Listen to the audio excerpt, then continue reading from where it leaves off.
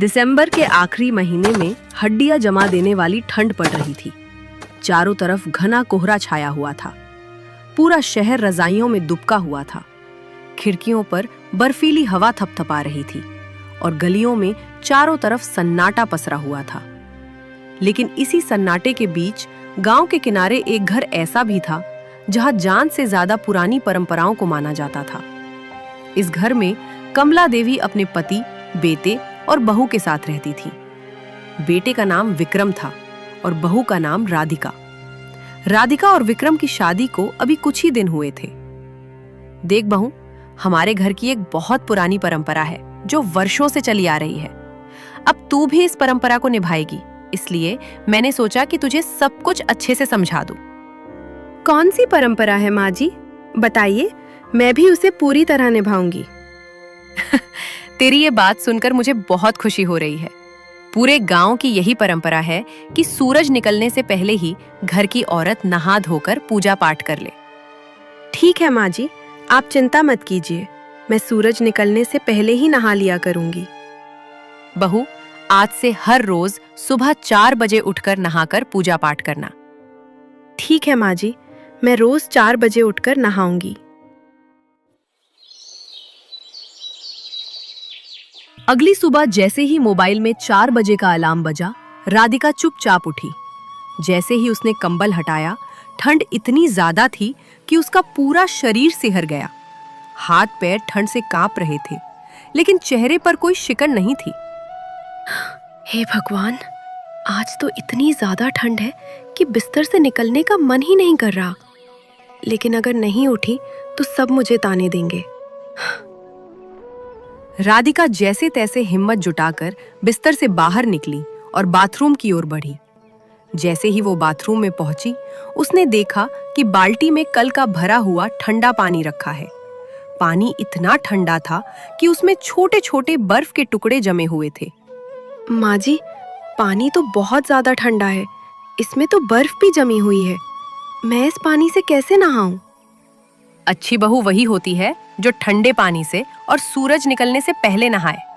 चाहे बुखार हो या जुकाम, नहाना तो पड़ेगा ही। राधिका को अपनी सास की बात सुनकर बहुत गुस्सा आया, लेकिन वो कुछ बोल नहीं पाई। वो मन ही मन सोचने लगी, हे भगवान, माँ जी पता नहीं किस जमाने में जी रही हैं। इतनी ठंड में ठंडे पानी से नहाना, मेरा तो रोने का मौम्स कर रहा है। यही सोचते हुए राधिका बाथरूम में चली गई और जैसे तैसे हिम्मत जुटाकर ठंडे पानी से नहा लिया। नहाने के बाद उसकी आंखों से आंसू बहने लगे, लेकिन उसने किसी से कुछ नहीं कहा। बाप रे, पानी कितना ठंडा था। मेरे हाथ पैर तो सुन्न हो गए हैं। लेकिन क्या करूं, मैं इस घर की बहू हूं। बहू को अपना फर्ज निभाना ही पड़ता है। पूरे घर को पता था कि राधिका रोज 4 बजे उठकर नहाती है। उसके पति विक्रम को भी सब पता था, लेकिन कोई भी इस पुरानी परंपरा को तोड़ने की हिम्मत नहीं करता था। विक्रम जी, पानी तो बहुत ठंडा था, वो भी कल का भरा हुआ। मेरे हाथ पैर सुन्न हो गए हैं। हाँ राधिका, मुझे पता है, लेकिन माँ जी के सामने मैं कुछ नहीं बोल सकता। अगर बोलूंगा तो माँ नाराज हो जाएंगी। कोई बात नहीं विक्रम जी, आप चिंता मत कीजिए, मैं सब संभाल लूंगी। मैं आंगन में थोड़ा सा अलाव जला देता हूँ, पहले हाथ पैर सेंक लो, फिर खाना बनाना। ठीक है विक्रम जी। विक्रम आंगन में थोड़ा सा अलाव जलाता है। राधिका, विक्रम और कमला तीनों हाथ सेंकते हैं। राधिका बहू, ज्यादा देर मत बैठो, मुझे भूख लगी है, खाना भी बनाना है। राधिका थोड़ी देर हाथ पैर सेंकती है और फिर रसोई में खाना बनाने चली जाती है। इसी तरह हर रोज राधिका सुबह 4 बजे ठंडे पानी से नहाने लगी। धीरे धीरे उसका शरीर कमजोर होने लगा। उसे जोर की खांसी, जुकाम और बुखार रहने लगा। लेकिन उसकी सास के लिए पूजा पाठ और घर का काम ही सबसे ज्यादा जरूरी था। माँ जी, मुझे बहुत जोर का बुखार और जुकाम हो गया है। अगर मैं 4 बजे नहाई तो मेरी तबीयत और बिगड़ जाएगी। अरे, हमारे जमाने की बहुएं तो नदी में ठंडे पानी से नहाती थी, लेकिन आजकल की बहुएं तो बस बहाने ढूंढती हैं। माँ जी, मैं बहाना नहीं बना रही हूँ, मेरी तबीयत सच में बहुत खराब है। अरे बहू, थोड़ा बहुत तो जुकाम सबको होता है, खाना तो नहाकर ही बनेगा। अपनी सास की ये बात सुनकर राधिका को बहुत बुरा लगा, लेकिन वह चुप रही।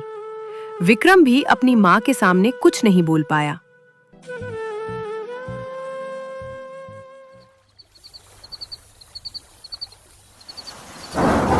एक रात मौसम बहुत ज्यादा खराब हो गया। तेज बारिश और कड़ाके की ठंड थी। राधिका की तबीयत पहले से ही खराब थी।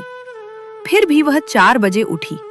जैसे ही वह बाथरूम की ओर बढ़ी, उसकी आंखों के आगे अंधेरा छा गया और वह जमीन पर गिरकर बेहोश हो गई। गिरने की आवाज सुनकर पूरा घर दौड़कर राधिका के पास आ गया। राधिका, राधिका क्या हुआ? आंखें खोलो राधिका। राधिका को इस हाल में देखकर कमला बहुत ज्यादा घबरा गई। हे भगवान, अब इसे क्या हो गया? पता नहीं सच में बेहोश हुई है या नाटक कर रही है। राधिका का पूरा शरीर बर्फ की तरह ठंडा हो चुका था।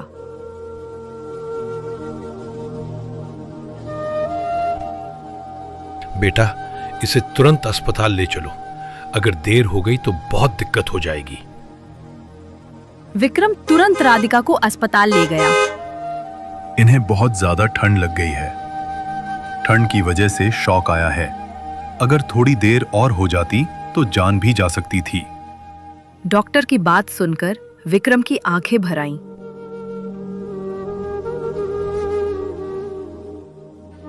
डॉक्टर साहब, आप हमारी राधिका को बचा लीजिए। देखिए, आप लोग चिंता मत कीजिए। आप इन्हें बिल्कुल सही समय पर लाए हैं। अब ये ठीक हो जाएगी।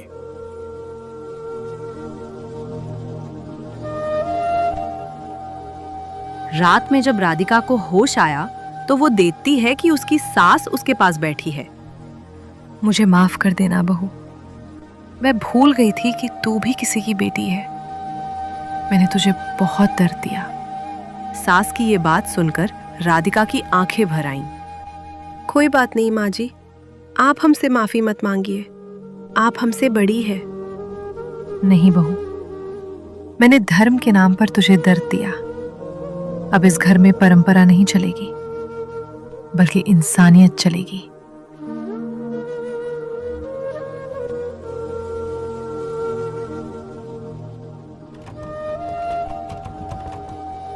कुछ दिनों बाद राधिका पूरी तरह ठीक हो गई। कमला ने घर में गीजर लगवा दिया। अब कोई भी 4 बजे नहीं नहाता। सब लोग 7 बजे उठते हैं और बहुत ही हंसी खुशी से रहते हैं। दोस्तों, परंपरा से पहले इंसानियत जरूरी है।